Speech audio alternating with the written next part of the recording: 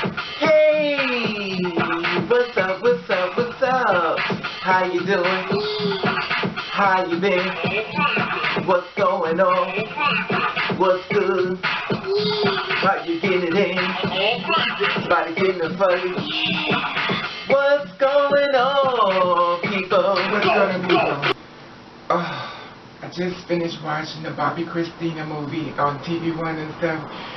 And I wanted to collaborate back and forth with you and stuff because I thought it was, the thing about it was that when it first came on, they was giving, of course, the actors who was playing Bobbi Kristina and stuff, and Whitney Houston and stuff, and Bobbi Kristina was having an argument with her mother saying that she's known as Whitney's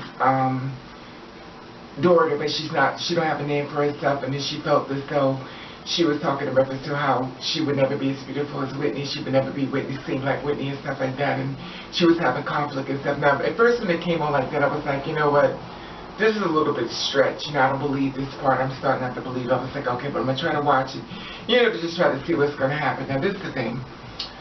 I'm sitting up here and I'm watching this stuff like that, and I'm like, who is telling this story, where to get it from? So my speculation is, they got it from Bobbi Kristina's friend, the girl. This is my opinion. I don't know if it's facts or not. But to me, I feel as though they got it from her. She was like, basically, she wanted to tell the story in reference to what actually happened to Bobbi Kristina. Because she had I guess a first hand on what was actually happening that we don't know because we don't in the situation and stuff. But the thing about it was that I found it amazing because here it is that Nick was Nick was there. I think when Whitney Houston ended up in a tub that was drowned. Now, I was not familiar with the fact that Whitney Houston saved Bobbi Kristina from drowning the first time too. They got in the tub and drowned. I find it to be kind of weird, but I don't know how that happened. But the thing about it was that I was like, okay, now this is kind of odd because then it almost kind of make you think that Nick did it, but Nick killed her, and then it also made it seem like she killed herself. So it was kind of like weird because it was like, okay, she got in the tub and she tried to drown herself. Her mother went inside and got her out, and all of a sudden, it happened again.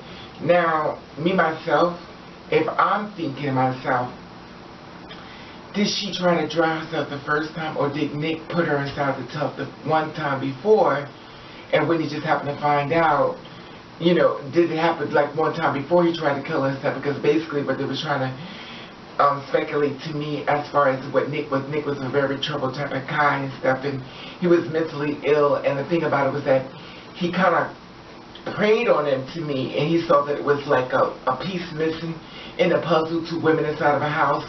All they needed was a man and stuff, and then he became this type of man and stuff that came into their life, and he kind of worked on Bobbi Kristina because she was like the broken link and stuff, so he came in and worked on her, to get that middle piece out. Then once Bobby Brown was out the picture, as far as, them breaking up and stuff, Whitney Houston, he got, to me, my personal opinion, I'm going to tell you what I really think Nick Gordon is a plant from somebody else who sent in to kill Whitney and Bobby. That's just my opinion. The reason why I say this is because I feel like this. Allegedly, there was a lot of drug that was being used. Allegedly, there was a lot of cocaine. There was a lot of distribution as far as drugs, which I've seen, that they were showing in reference to the beginning of Whitney and stuff. And now, we all know that when they keep talking about these drug people and stuff like that, they'll kill you. The same thing they said with O.J. Simpson when Nicole, they said that, with the drug thing and they'll kill you. I'm not trying to compare the two, but it's just kind of weird how this thing just keep happening. When it's drugs and somebody got, I don't know this way it's set up, I don't know if it's false, I don't know this how it works, but the thing is, next thing I know, I feel like Nick was sent this out of there because basically to me, I felt as though he felt as though if he got them to get the will and everything over to his name, he could inherit the money and stuff, he could basically, just come apart as far as getting all the money and stuff. Then Whitney Houston died and stuff. And, of course, Bobbi Kristina was the next in charge as far as getting the money and inheritance and stuff for Whitney Houston's will. Now, this is the thing that gets me. Now, once he saw that and stuff, and he felt this after she died, they was more concerned about her money. Nick was like, well, I don't understand why, I thought I was going to cut her this money. I thought I was going to cut her the money. He was upset about it. To me, I feel as though he felt as though he was going to be second in, getting getting money was when Whitney Houston passed away, was basically, well, murdered, in my opinion. He thought he was going to get a cut, so he got rid of Whitney.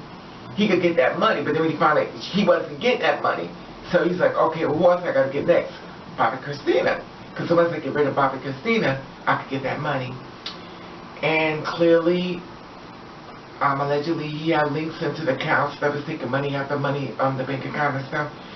He was doing really good and stuff as far as living off of Whitney's money and stuff. To me, I feel as though it was a setup. I always said it.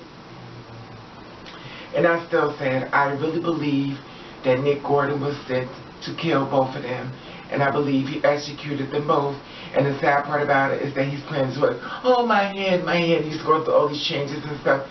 I feel as though it's an act. I feel as though he's trying to, in case anything goes wrong, he's going to use the plead insanity thing, even though they said that he was responsible for her death and stuff like that. He got the, I think it was $50 million lawsuit he's got to pay back in reals. I don't know how he's going to get that money because, you know, it is what it is.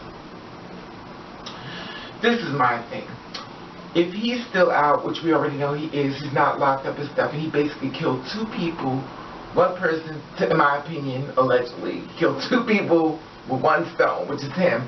They both ended up dying the same, but they both ended up in the tub, they both in the face now. I mean, come on, how much mathematics do you need that the same person happened to be at the same spot, and they both ended up dead the same way, and nobody has got this man arrested? You know what I mean? Anyway, I guess because they didn't make that much noise and stuff, even though Bobby Brown stepped in towards the end to fight back and stuff. We saw that it was murder and stuff. But it was not very visible as far as Bobbi Kristina, because he had actually moved on and left Whitney. So he had moved on with another woman and stuff. So after he got married, got kissed and stuff. You know, but it's so sad to watch someone die just tragically and stuff. And when she caught on to him and having sex with someone else and stuff like that. And it's so sad because a lot of times we hear warnings from people who tell us to, like, get away, get away. But it's like the more you tell somebody to get away from somebody, the more closer they get.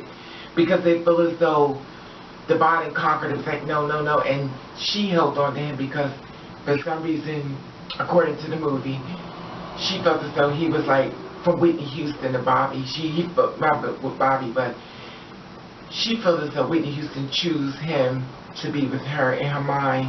And that was her mother's last thing.